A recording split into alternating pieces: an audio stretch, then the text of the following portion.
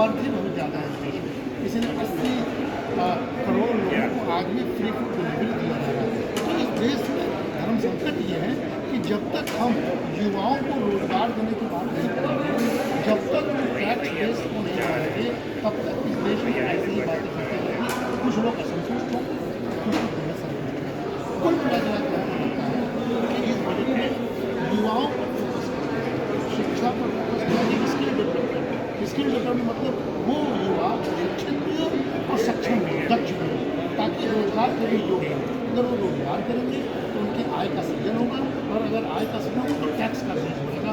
तब जो शिकायतें हैं कि हमको ये नहीं मिला, हमको वो मिला, इससे तो ये बहुत साहसी बजट नहीं है। इससे मार्केट प्रभावित नहीं होगा, इससे प्रभावित होगा इस देश का सस्टेनेबल डेवलपमेंट, यानी संतुलित मार्ग पर चलता हुआ ये सरकार दिखाई पड़ रही है।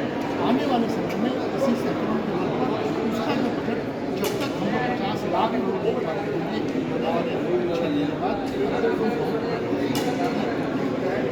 खर्च करने का तरीका बता दिया, उसको कहाँ से आएगा। दूसरी चीज़, युवाओं को जो 5 लाख रुपये पाएगी, 1 लाख से कम सैलरी होगी, उनको ₹15,000 की चीज़ दी जाएगी, 2 लाख जाएगा। अनाज के एक्सटेंशन 5 साल किया जाएगा। ये तमाम वादे भी किए गए इस बजट में, इसको कैसे देखते हैं? देखिए, इसमें ये देखिए, ये सरकार का दायित्व ये है कि कल्याण भी करे और प्रमोशन भी करे इन्वेस्टर्स का। तो सरकार तो कल्याण करेगी, तो ये योजना तब तक अच्छी है जब तक गरीबी रेखा से ऊपर न हो और स्थापित न हो जाए, यानी गरीब सशक्त हो जाए, तब तक योजना का हम वेलकम करते हैं। दूसरी, युवाओं के लिए कितनी सारी योजनाएं हैं। सबसे बड़ी योजना देखिए, 100 बड़े लोगों को इंटर्नशिप जरूर देना है युवाओं को, यानी लगभग 5,000 करोड़ रुपया महीना, 5,000 रुपया महीने और 6,000 का एक मुफ्त है।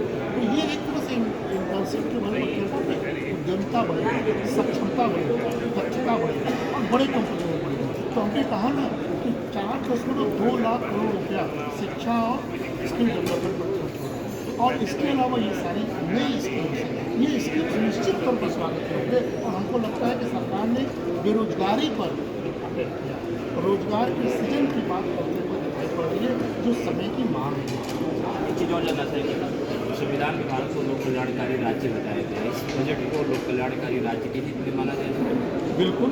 अब आप देखिए, संतुलित है, मैंने कहा रहा ना, एक तरफ रेवेन्यू सरकार जो ले रही है, उसके खर्च का जो मद देखिए, तो सामाजिक सुरक्षा पर, यानी आने वाले 5 वर्षों में 20 वर्षों में तो बुजुर्गों की संख्या बढ़ने जा रही है, उनकी पेंशन में कैसे लाभ हो उसकी चिंता की गई है।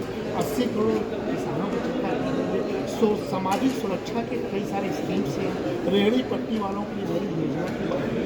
तो जितने भी गरीब वर्ग हैं जो कमा नहीं पा रहे हैं, जो संघर्ष का जीवन जी रहे हैं, उनके लिए सरकार ने प्रावधान किया है।